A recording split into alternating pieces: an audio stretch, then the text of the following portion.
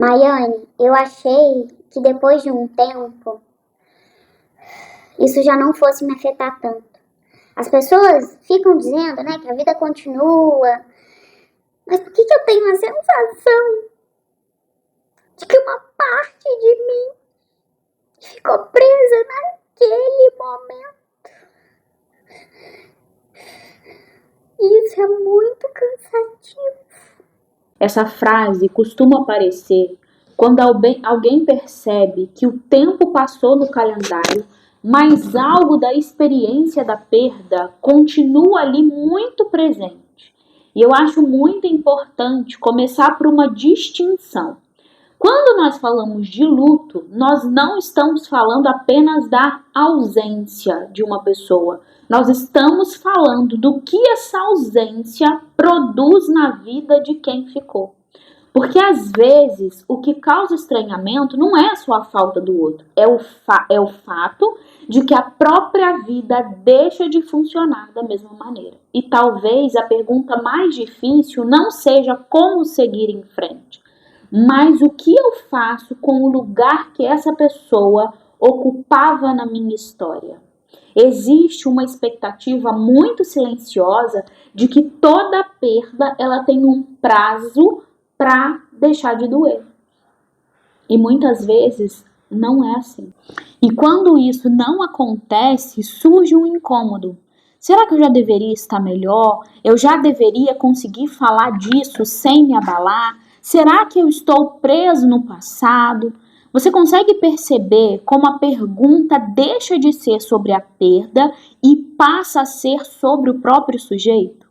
A psicanálise ela não trabalha com a ideia de um tempo universal para o luto, porque cada perda toca uma história singular. Às vezes, a relação com a pessoa perdida estava ligada a projetos, lembranças, hábitos, modos de se perceber no mundo, e é por isso que duas pessoas podem viver perdas semelhantes e ainda assim atravessarem experiências completamente diferentes.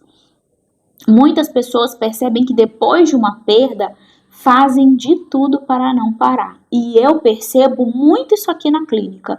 Elas vão preenchendo a vida, enchendo a rotina, procurando distrações, evitando lugares, vão mudando de assunto rapidamente, né? Para não ter que lidar com aquela dor. E eu não falo isso nem como crítica, né? Mas essa movimentação, ela é uma tentativa de não se encontrar com o vazio deixado pela ausência.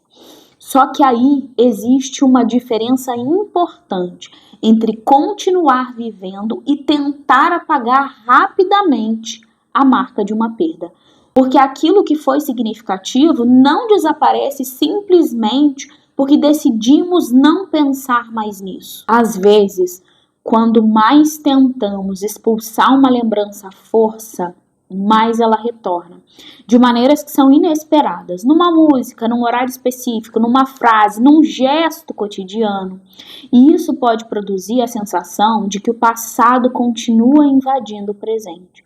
A questão é que a lembrança não retorna porque a pessoa não conseguiu esquecer. Ela pode retornar porque ainda existe algo daquela relação que não encontrou lugar na história do sujeito.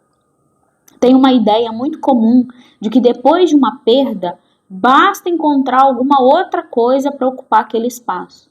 Mas, na experiência subjetiva, as relações não funcionam como peças que podem simplesmente ser substituídas.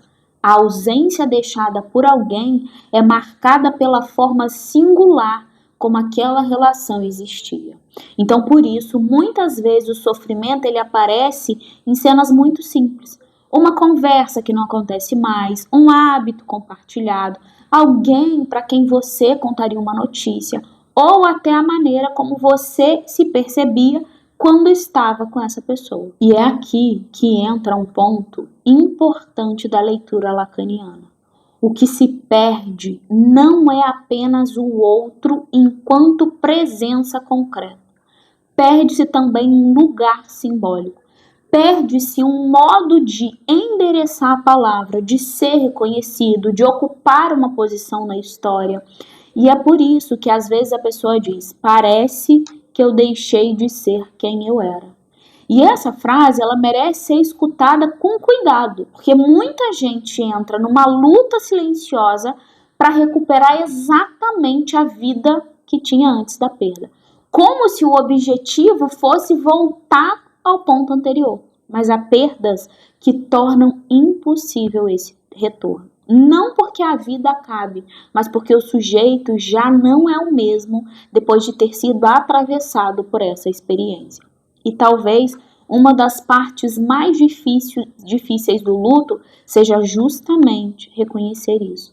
Eu continuo sendo eu, mas não sou mais exatamente quem era antes.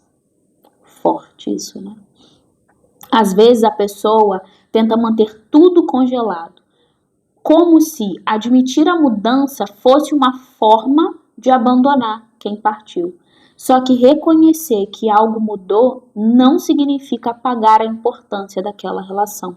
Significa admitir que ela deixou marcas e que essas marcas passam a fazer parte da própria história. A análise, ela não trabalha para eliminar a perda.